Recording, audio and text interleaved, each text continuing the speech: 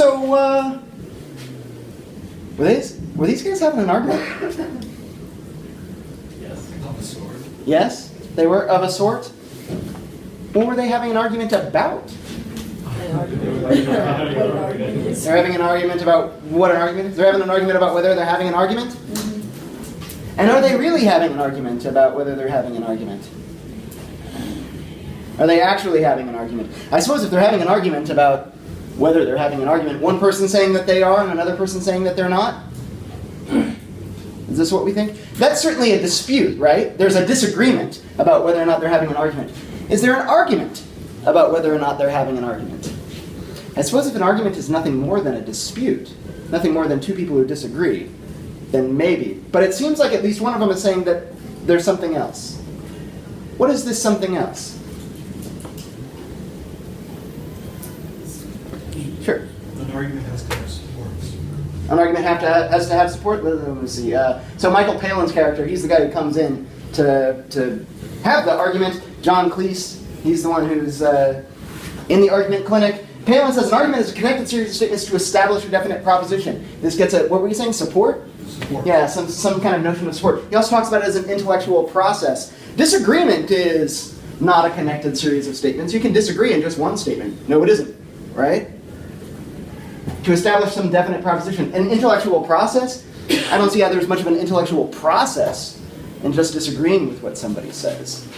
We need support. We need reasons that are given. That's an argument.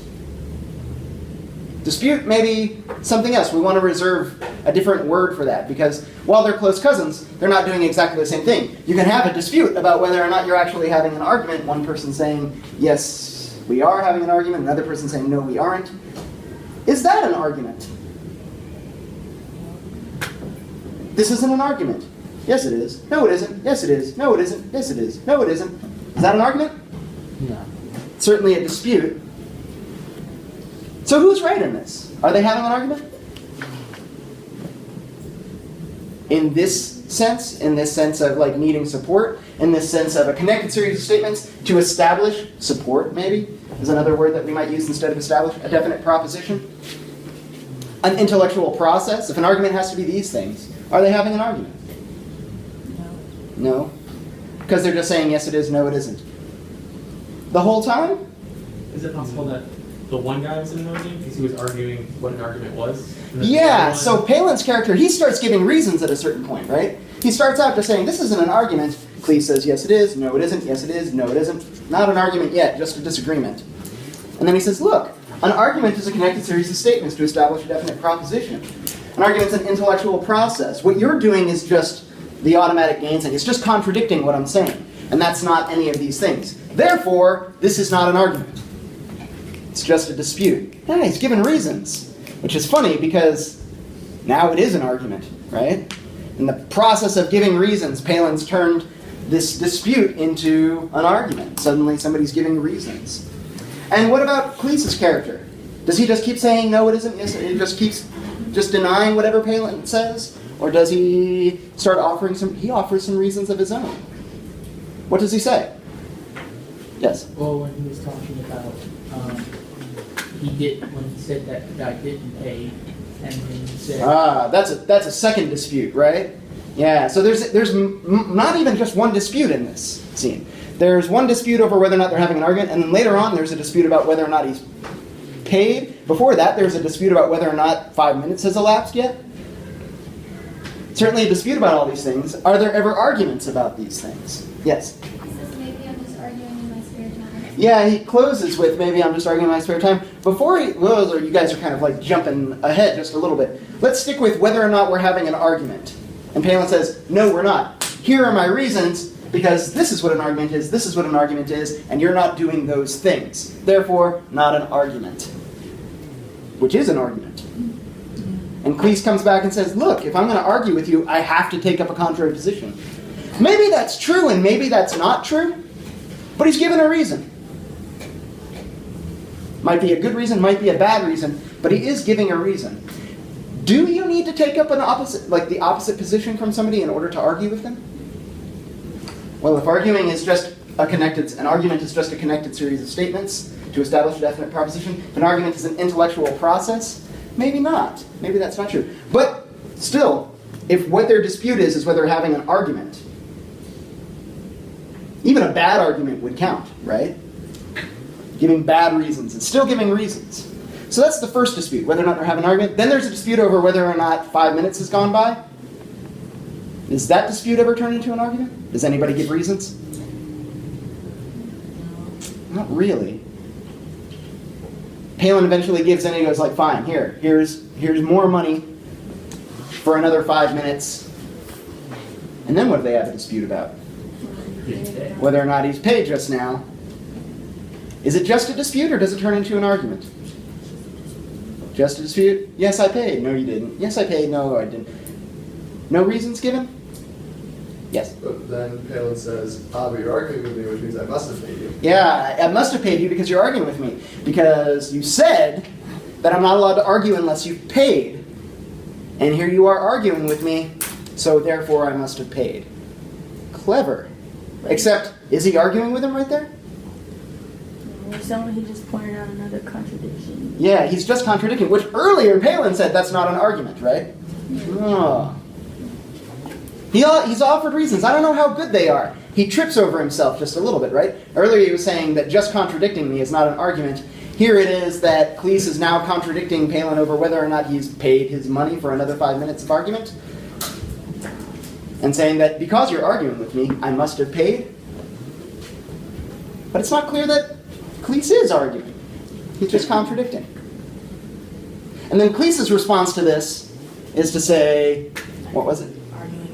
I could be arguing in my spare time, which might be true. That might be a very good reason for why it is that you might have still not paid and I'm still arguing with you. Except that earlier he said I'm not allowed to argue with you unless you paid, and now he's saying I might be arguing with you in my spare time. Can both of those things be true?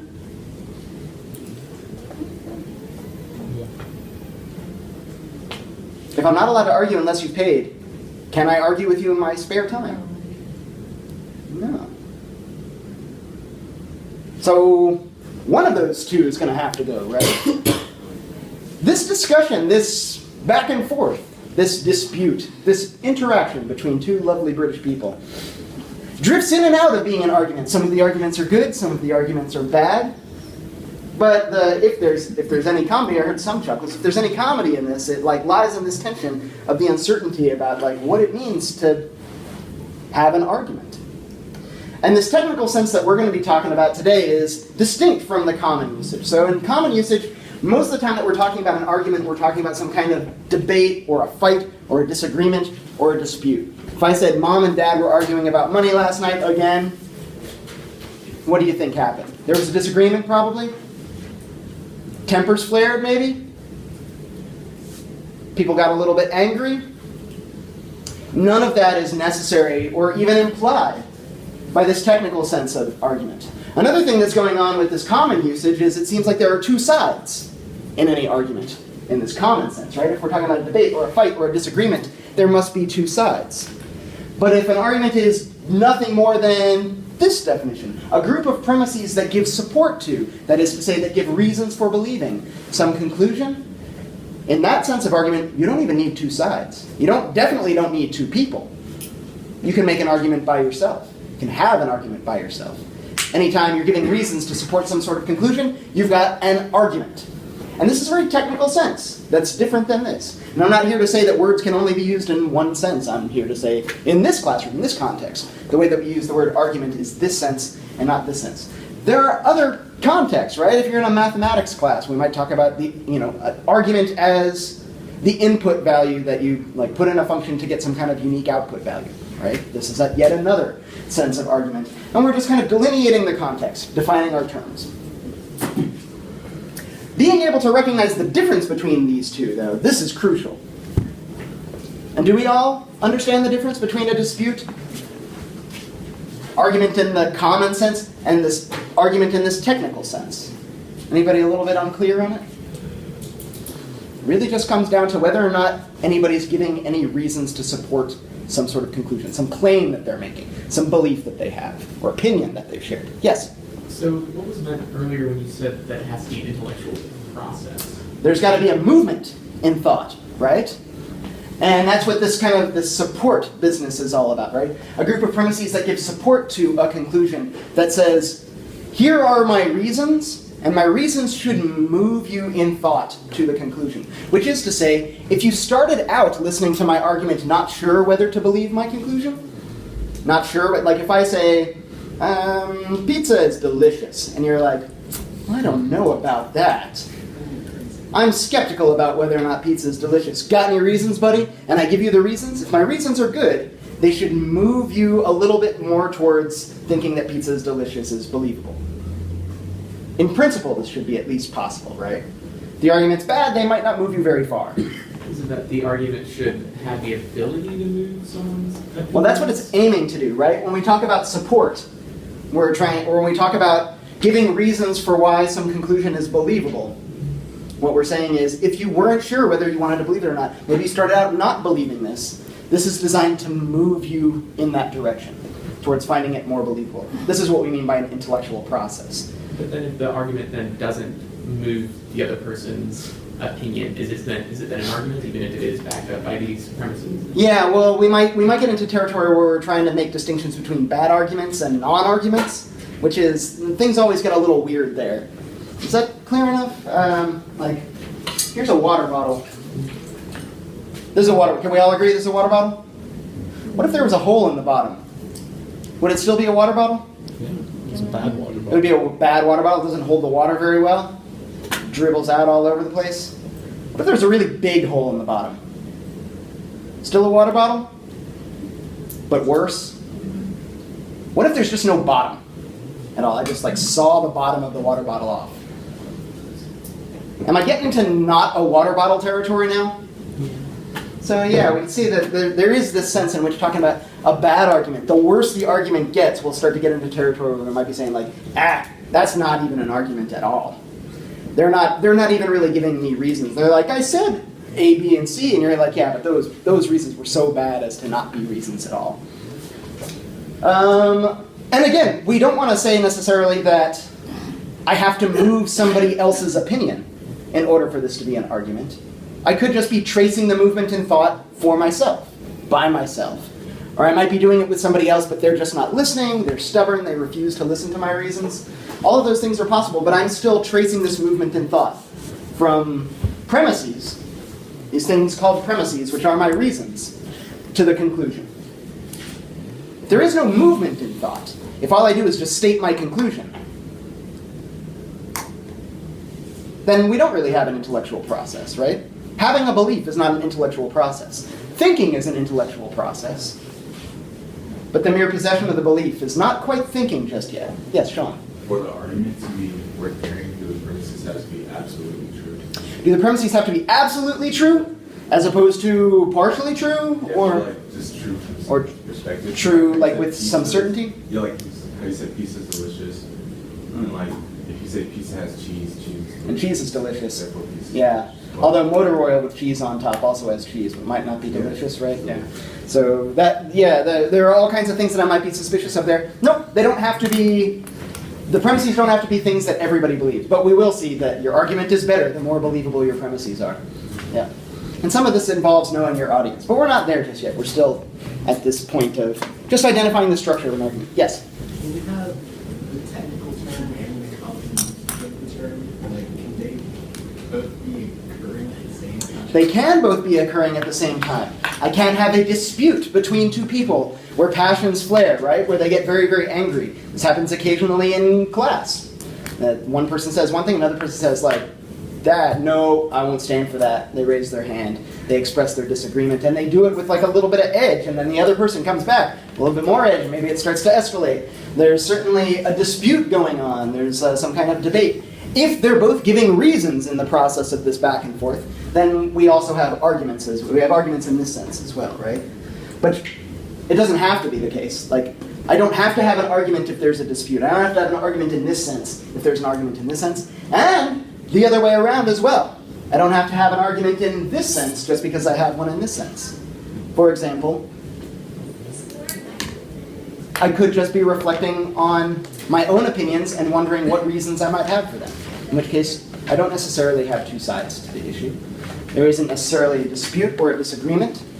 I'm just offering support for some belief. I have an argument. And this is going to happen frequently in class. Somebody's going to raise their hand, they're going to say something, I'm going to say, that's your conclusion. What's your argument? Give me the reasons. Let's hear those reasons. And if all you do is repeat your conclusion, I'm going to say, like, that's not an argument yet. You're just repeating your conclusion. Sometimes folks they'll repeat the conclusion in different words. They'll rephrase it, and I'll be like, okay. Like, for example, do you have a greater moral duty to your mother than you do to a total stranger? Like, let's say there was like a scenario where they were both hanging off of a cliff, and you only had time to save one. Would you say that, like, you should always save your mother in that case and not the total stranger? A lot of people have this intuition. Why? If our position is I have a greater moral responsibility to my mother than I do a total stranger, why? Sometimes folks will say, because she's my mother. In which case I'll say, when you knew that, when we called her your mother, you haven't given me any more reasons. You've just restated part of the conclusion. Part of the conclusion is I have a greater responsibility to my mother than to a total stranger. The reason is because she's my mother. I haven't really given any reasons yet. I've only restated part of the conclusion. Yes? Matthew? So your mother has taken care of you since you were young and has known you for a while. Yeah, so perhaps I owe her. It's something that, like, because she took care of me, I should take care of her. And the stranger hasn't taken care of me at all, so I owe them nothing? Yeah. Now that's a reason, right? Or I might even back it up a little bit and say, like, if you just say, your mother's taking care of you, I might say, like, yeah, that's what mothers do. You've only given me, like, a slightly different version of what a mother is. Somebody who takes care of you. So now the question is, why is it important that somebody took care of me? Why is that morally relevant to my responsibilities towards them? But now the gap seems shorter, right? It's clear what sort of direction. There's some sense of reciprocity that they're owed because of something that they've done for me in the past. Maybe that's true, by the way, and maybe it's not. Maybe, do you have a responsibility to be nice to people who have been nice to you? That's deep. I feel like that's a greater responsibility. So if people are mean to you, it's just kind of like, well, fuck them. I can be mean to them right back. Now we're into like two wrongs making a right sort of territory. Or as Plato says, like, why would you be bad to the bad people? The bad people are already bad. If you're bad to them, you're just going to make them worse. If anybody needs to, like, be treated well, it's the bad people. And this one might be specific to just my mom, but I know that she has helped me out of some very precarious positions in the past, and I feel like I would owe at least that much to her to save her from falling off a cliff. Possibly. Okay, yeah. There are reasons, right? Didn't mean to say that there's no reason to think your mother is more important. Just that merely restating that she's your mother doesn't work. It's not even a bad reason. Yeah. It's a non-reason, right? Okay. Is it Josh? No. I'll keep seating chart open so that I get it right. You had a question? That is my name. Oh, that is your name. Okay, but you didn't really have a question. Okay, all right. So these are the parts of an argument. Arguments are comprised of collections of premises that support some conclusion in order to justify it, in order to show me why it's believable. Premises that do the supporting, conclusion that gets the support. That's the two major parts of an argument. This is going to be the first question on your first exam. This is going to be the first question on all your exams, by the way. What is the technical sense of argument? And I'll give you a whole bunch of different options. I believe that this will be the semester that everybody gets this question right by the end of the semester. You would be amazed. So what is an argument? Is this a premises? I'll even leave it up there. What's an argument? Define an argument for me. It's a set of premises. What do the premises do? Support a conclusion. Yeah. Argument is premises and conclusion. The premises offer support, justification. The conclusion is what gets that support. And the conclusion and the premises, all of these parts of the argument, need to be what are known as statements or propositions. And again, we've got yet another technical term because In grammar, maybe we mean statement one way. Proposition, certainly, in certain circumstances, means something very specific that is not what I'm talking about here. To proposition somebody is to propose, right? To propose like some possible deal. That's not necessarily what we're talking about here. Yes, Josh, this time? Is it the old question or a new one? No, it's new. Okay, cool. So I want to know, like, this is an argument. It's like great. So pizza is good because my taste buds enjoy the flavor of it. Therefore, and that's why I think That's what makes pizza good. Yeah. Yeah. So pizza is good because my taste buds enjoy it. You could also just take the taste buds out and say I enjoy it, right? I'm not sure if your taste buds enjoy anything. But you enjoy it, yeah, because of some set of like responses between your taste buds and your brain. Or your mind. So yeah, that seems like a reason. It might not be a good reason though, right? Somebody might say, why should I believe that you find it pleasing makes it good? Does that make sense? Because I can think of all sorts of things that you might find pleasing that we might recognize are not good. There are all sorts of things that I find pleasing that I'll happily say, like, yeah, I'm pretty sure those things aren't good. Smoking cigarettes, I find it to be very pleasing. Not good. So, premises and conclusions. All the various parts of the argument, they must be not just sentences, but a very specific type of sentences, a very specific type of sentence known as a statement, sometimes called a proposition. These two terms are going to be more or less interchangeable. So what's a statement? Sometimes called a proposition. A statement is some complete sentence that makes a claim about the world and has a truth value. That has a truth value, that ends up being the crucial part. I will ask you questions on exams and on the homework. I'll give you plenty of examples. I'll be like, here's a sentence, here's a sentence, here's a sentence. Which of these is a statement / proposition? Which of these is not a statement / proposition? It's got to have a truth value. And all that I mean by saying that something has a truth value is that it's capable of being true or false. For example, the cat is on the mat. The cat is on the mat is the sort of sentence that can be true or false. What makes it true? The cat is on the mat. If the cat is on the mat, yeah. The cat is on the mat is true if the cat is indeed on the mat. What would make it false? If the cat wasn't on the mat. Cat wasn't on the mat. So that is totally a statement / proposition. Fall comes after summer. It's the sort of thing that can be true or false. Happens to be true. I suppose depending on like where you start the year, maybe it's not true. If you start the year at fall, then fall comes, and then winter, spring, summer. Fall comes before summer. Or because it's cyclical, every season comes both before and after every season. Yeah. So that would still be true. I'm hungry. Is this the sort of thing that could be true or false? Yep. Really easy way to know whether it's the sort of thing that could be true or false is recognize that like it's possible that I'm lying, right? If I say that I'm hungry, but I'm not hungry, it's false. You are in love. Hard to tell sometimes, but that doesn't mean that it isn't one way or the other, that it's not the sort of statement that could be true or false. And again, keep in mind, you could be wrong about it, right? I could say you're in love, but be mistaken. I could say you're in love, but be lying. 10 is an odd number. Sort of thing that could be true or false? Yep, that one happens to be false. You should call your mother. Sort of thing that should be true or false? That can be true or false? Hard to tell, maybe. But if you said, hey, you should call your mother, and I say, false, I just called her. Am I making sense? Yeah.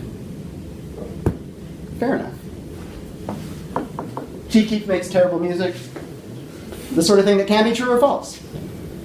We might have a dispute as to which of those truth values we assign to that statement. But all of these are the sorts of things that can be true or false. Here's my lovely red on blue and almost impossible to read text here.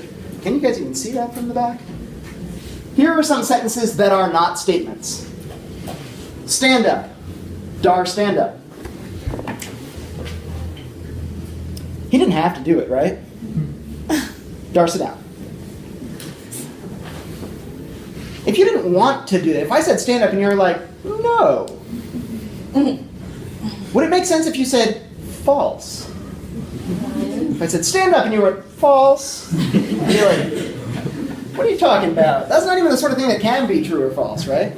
Stand up. Get to the chopper. That's something that, like, it seems like if somebody said, no, Arnold, I don't want to get to the chopper, then we'd be like, okay, all right, I understand. If they said false, get to the chopper is false, we'd be like, I don't know if you're using language right.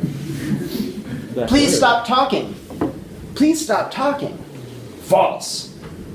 That doesn't make any sense. No, I refuse to comply, maybe, but false? Nah. Is it Tuesday? You can respond no. Could you respond false and be making sense? No. Is it Tuesday? False. What? Can Billy play? False. What? Go Spartans! Go Spartans! Go Spartans! Boo Spartans! I get that. Go Spartans! False. What? What does that mean that Go Spartans is false? Boy howdy! Can that be true or false? None of these are the sorts of things that can be true or false. And you might have noticed that we can group them into classes. These first three are all commands. Commands tell you to do something, but they don't make a claim about the world with a truth value. Stand up. You should stand up? Ah, that has a truth value. But just stand up all by itself? Not so much. Questions don't have a truth value. They can have yes or no answers, but not a truth value. They can't be true or false. And expressions of emotion, same sort of thing. They're not the sort of thing that can be true or false. It's a category mistake, right? It's as if I asked you, I don't know, how tall is the color green? And you were just, is there any kind of answer to this? How tall is the color green? How tall is the wavelength? How tall is the wavelength? That would be the amplitude then? How tall is the amplitude? Do we think that a light wave... Are we all under the impression that the light waves are like amplitudes like water waves are, that you can measure them in height? You can. It's just a fluctuation of electromagnetic fields. So I don't know how... Boy, something's going down.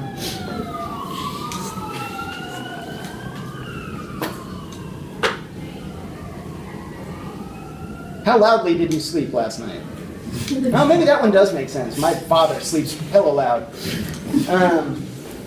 Yeah, how tall are you? There are these things where it's just kind of like that property doesn't belong with that, right? With that thing. And the property in question for any kind of statement or proposition is truth value. And it doesn't belong to everything, right?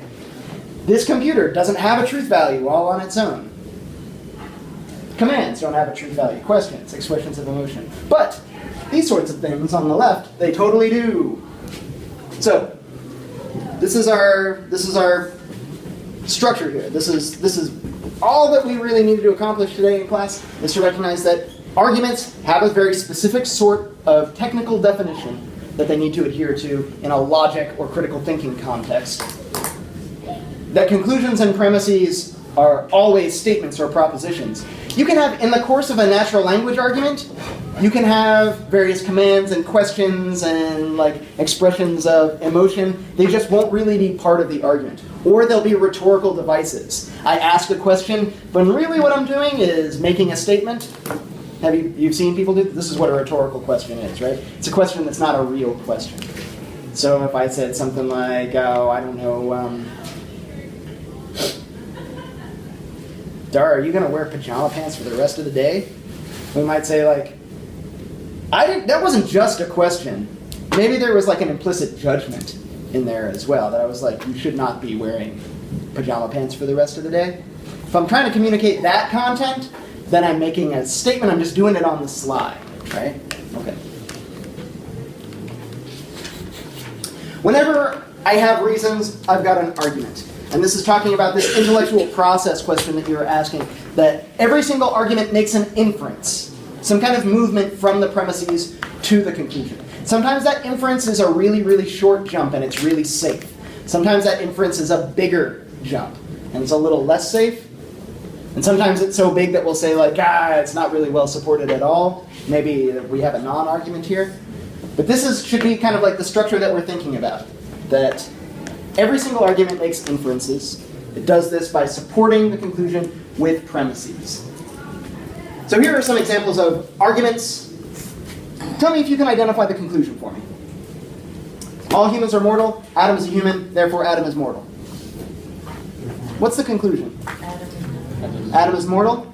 And the other two, they give reasons for why I should think that. If I was like, Adam is mortal, and you're like, I don't know. He seems like he's been around for a while. Maybe he'll never die. Then I say like, well, all humans are mortal, and Adam's a human. Therefore, Adam is mortal. Good argument? Unless you're a Saturn. Unless I'm a Saturn? Which this premise here says that I'm a human, which would say that I'm not a Saturn. But maybe I'm lying, right? Then again, we come back to this question of like, does it have to be true, right? Do my premises have to be true? That's a bonus when the premises are true. When they're false, they don't really do a whole lot of supporting. Triangle ABC is congruent with triangle DEF. Congruent triangles have the same area. So, triangle ABC has the same area as triangle DEF. What's the conclusion?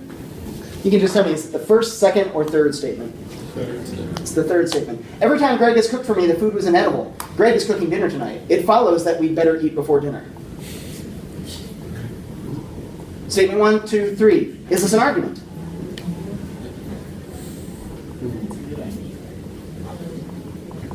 Are reasons given to support some conclusion? What's the conclusion? We'd better eat before dinner. Why? Because every time Greg has cooked for me, the food was inedible, and he's cooking dinner tonight. Oh, yeah, that's a reason. Airtight? Maybe not, but it's a reason. So an argument's been given. We do have an argument here. Premise, premise, conclusion.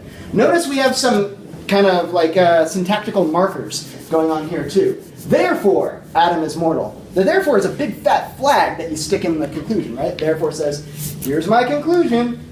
So, triangle ABC has the same area as triangle DEF. That so does the same work as therefore, right? It says, I've been giving you premises, and you're like, what's the point? I'm like, what's the point? So, here we go. Here's the conclusion. It follows that. It's another conclusion marker. We can also have ones where we don't get such a clear conclusion marker. Rachel must be really upset. After all, she was yelling, and that vein on her forehead was bulging. What's the conclusion? She must be really upset. Rachel must be really upset. Yeah, statement 1. I don't get a therefore here. I don't get a so. I don't get an it follows. But notice what I do get. I have this after all. What does after all communicate? Therefore. Oh. No, not there, because therefore indicates, here's my conclusion. Therefore, here comes my conclusion. After all says, after all, I just said something, now here come some reasons for it. So this is a premise marker. Rachel must be really upset. After all, here come reasons. She was yelling and that vein on her forehead was bulging. Sean? Like, so as far as inference, we would have to like infer the yelling and being on the forehead bulging coincides with upset. That it gives you a reason to believe that she's upset. If I just said Rachel seems upset and you're like, does she? I don't know, I haven't seen her. I'm like, she's been yelling and the vein on her forehead is bulging. Then you might be like, oh, okay, I totally see why you'd think she was upset. That makes sense. That's a reason to believe it. Global climate change is real, as indicated by a consensus amongst 97% of climate scientists. As indicated by, does that mark a conclusion or a premise? Premise. As indicated by says, here comes something that's going to support what I said earlier. Cheating is wrong, since it gives an unfair advantage to the cheater. What's my syntactical marker here? What's the word that tells me? Yeah, since tells me that thing that I just said is true because of this thing that I'm about to say next. Or it's believable because of that. So here's, if you're interested in kind of, I would say that this is a kind of a Fisher-Price, my first argument analysis toolbox sort of thing. You can look for these conclusion and premise indicator words. There are all kinds of ones that we can use. Therefore, thus, consequently, we may infer. Accordingly, it must be that, blah, blah, blah, blah, blah. They're all accomplishing the same sort of thing, which is to say, here's my conclusion. And we also have these premise indicator words that say, here's a reason for something that I either have said or I'm going to say soon. You won't always get them, though. You won't always get these indicator words. Sometimes the indicator words will be completely missing. If I'm not mistaken, you have at least one question on your homework tonight where there are no indicator words. So how do you figure out what's the conclusion and what's the premise if you don't have any indicator words? You could probably do a little bit better than guess. What did you say? You said magic. Magic? Exactly. No, not magic.